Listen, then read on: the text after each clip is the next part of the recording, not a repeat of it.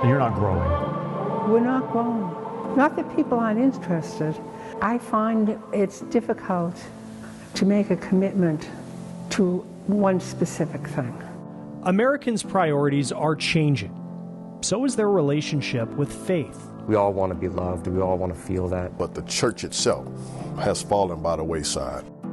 Many people don't come to church. This week on The Race, how shifting attitudes are reshaping American life.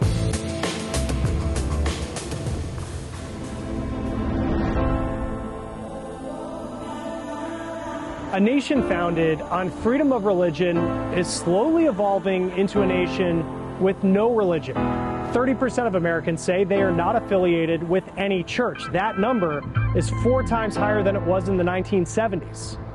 Experts divide this unaffiliated group into 3 categories.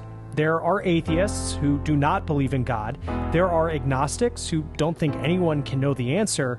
And then there's a third category of people, sometimes called NIPs, whose religious identity is nothing in particular. People seem to be more and more concerned with what they see as their independence of thought, their freedom of self-expression, and choice. Choice is huge, right? About so many things. People want to make their own choice. The reasons are not clear. Some point to apathy, others politics, and many blame scandals. Like just this week, when Maryland's Attorney General released a report that says more than 150 priests and others in Baltimore's Catholic Church abused hundreds of children dating back to the 1940s.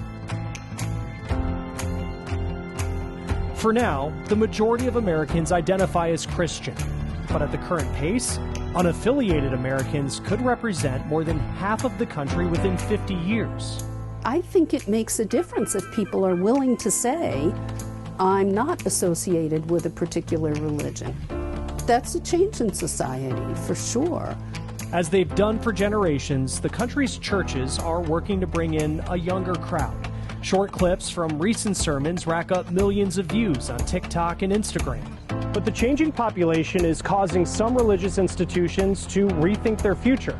Chris Conti has that story from Boston. I'm going to take you inside an incredibly sacred space, one of the few remaining monasteries left in this country. There are 9 sisters who live here, and like many aging Americans, they are contemplating their future. Moments of quiet contemplation can be found fairly frequently in places where faith is at the very heart of a building's foundation.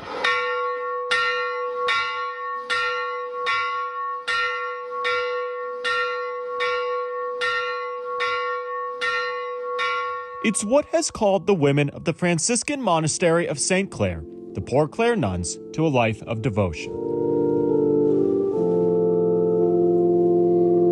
They pray each day at 6:15, again at 11:30, then back for an evening and night prayer.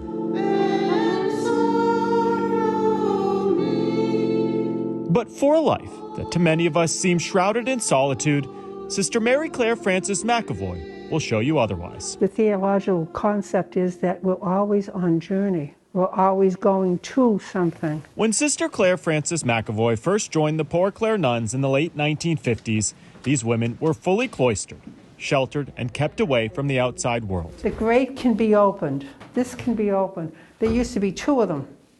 So you weren't supposed to touch anybody, say. Today, though, things look much different for the 42,000 nuns in the U.S. In the 1950s, there were 64 sisters living here. So many they were running out of space. Today, though, there are only 9 sisters left, and 54,000 square feet of living space is just too much. The roof here is leaking, and the building's just not sustainable. No, it's not. It just isn't.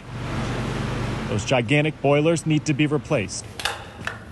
Asbestos has to be removed, and the brick exterior needs repairs. The Poor Clare nuns were told it would cost millions to bring this aging building up to code. I knew we had to move.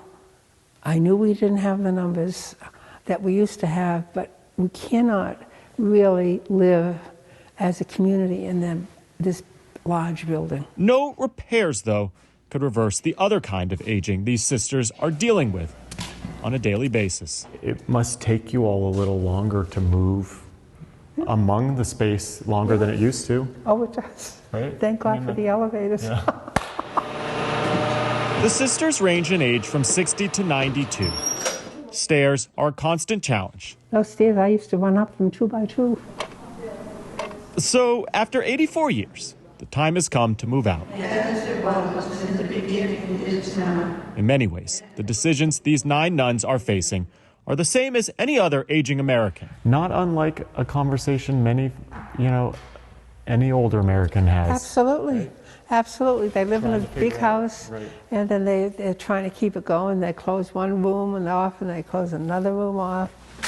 Shrouded in a kind of revelational light, the process of letting go and packing up has begun. Like you say, you have rooms, so you accumulate stuff, At the beginning of May, the sisters will leave this sacred space for a much smaller compound outside of the city. Developers already have plans to turn the building into a community center. Unfortunately, it took this long to do. I would have done it years ago.